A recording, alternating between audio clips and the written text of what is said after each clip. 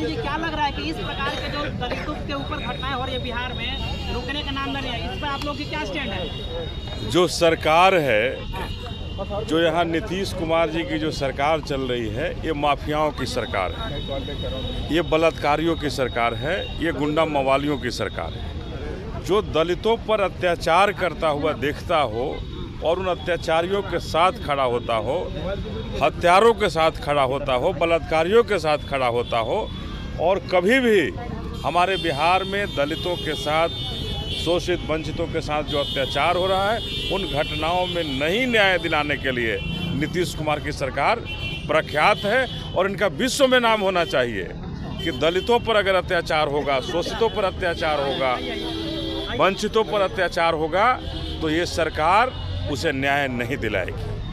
बिहार में आरजेडी की सरकार हो या फिर जेडीयू की सरकार, लगातार दलितों पर अत्याचार होता है, न्याय मतलब सुन रहता है, आखिर क्यों दलितों के? देखिए, ये नीतीश कुमार की ही सरकार थोड़े है, ये नरेंद्र मोदी की भी सरकार है। आप उनको क्यों भूल रहे हैं? ये मोदी की सरकार है ना, ये डबल इंजन की सरकार है, जहां मोदी भी हैं और नीतीश कुमार भी हैं। ये डबल इंजन की जो सरकार है, ये बेटी बचाओ बेटी पढ़ाओ का नारा इसीलिए दिया है कि हमारी बेटियां बचे नहीं, और उनके नज़र में हम गरीबों दलितों की बेटियों का अस्तित्व कुछ नहीं है।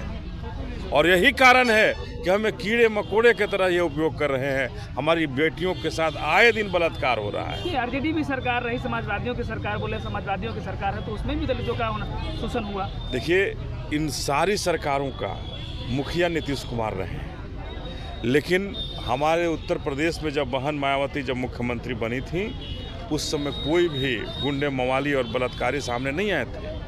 और उसी तरह से इस बार बिहार में बहुजन समाज पार्टी की सरकार बनेगी।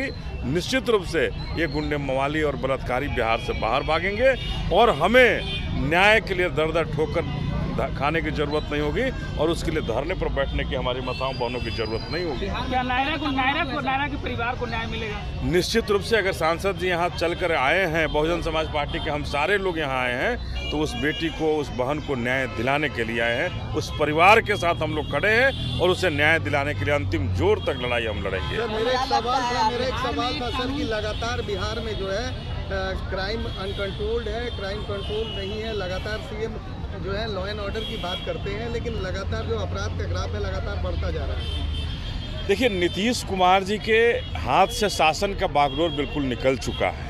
ये बागडोर माफियाओं के हाथ में है, ये बागडोर बलात्कारियों के हाथ में है। तो कैसे शासन का काम होगा, कैसे सुशासन आएगा?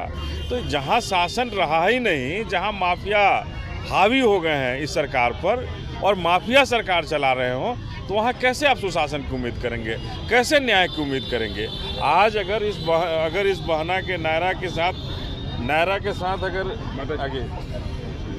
के साथ अगर न्याय नहीं हुआ, आत्महत्या और हत्या की लड़ाई पहले हो रही है कि उस बेटी की हत्या हुई या आत्महत्या हुई। परिवार के सारे लोग कह रहे हैं कि आत्महत्या हुई है। क्या आप लोग सीबीआई जांच की मांग करेंगे? निश्चित रूप से हम लोग सीबीआई जांच की मांग करेंगे।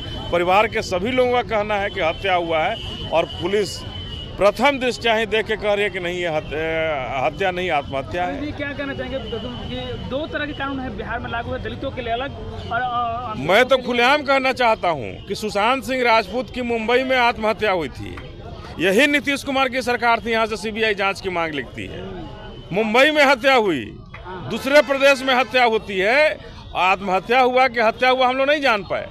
लेकिन सुशांत सिंह राजपूत को न्याय दिलाने के लिए नीतीश कुमार ने कमर कोस ली, ताल ठोक दी है कि उसको न्याय मिलना चाहिए।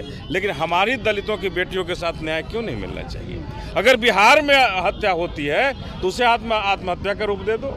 और हम तो कहते हैं कि इसमें न स्पीडी ट्रायल संभव हो पाता है, न तो इनको न्याय दिलाने के लिए सरकार की तरफ से कोई नुमाइंदे खड़े हो पाते हैं।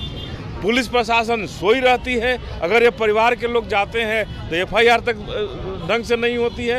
ये आज की एफआईआर कल होगी, आपकी एफआईआर। आपका SC/ST एक्ट है तो नहीं लगाएंगे SC/ST एक्ट, हम आत्महत्या का प्रारूप तैयार कर देंगे पहले से ही। तो ये पुलिस प्रशासन बुरी तरह से एक ऐसी जाल बिछाती है कि हमारा जो शोषित दलित वंचित वर्ग है उसे न्याय नहीं मिले। और ये जो माफियागिरी हैं, जो बड़े बड़े जो लोग हैं, उनके आगे नीतीश कुमार की सरकार नतमस्तक है। और सुशांत सिंह राजपूत के परिवार को, सुशांत सिंह राजपूत जैसे लोगों को न्याय दिलाएगी, आनंद मोहन जैसे हत्यारे को जेल से छुड़ाएगी और हमारे दलितों को अन्याय क्या लगता है सर, रोहित मुंडा के साथ पर न्यारा की बेटी की संस्थानिक हत्या हुई है सर? ये बिल्कुल संस्थानिक हत्या हुई है।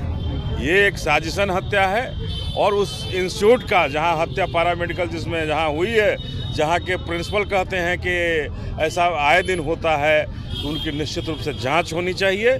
और ऐसे पैरामेडिकल को जो बेटियों को सुरक्षित नहीं रख सकते हैं, उन पैरामेडिकल को बंद होना चाहिए।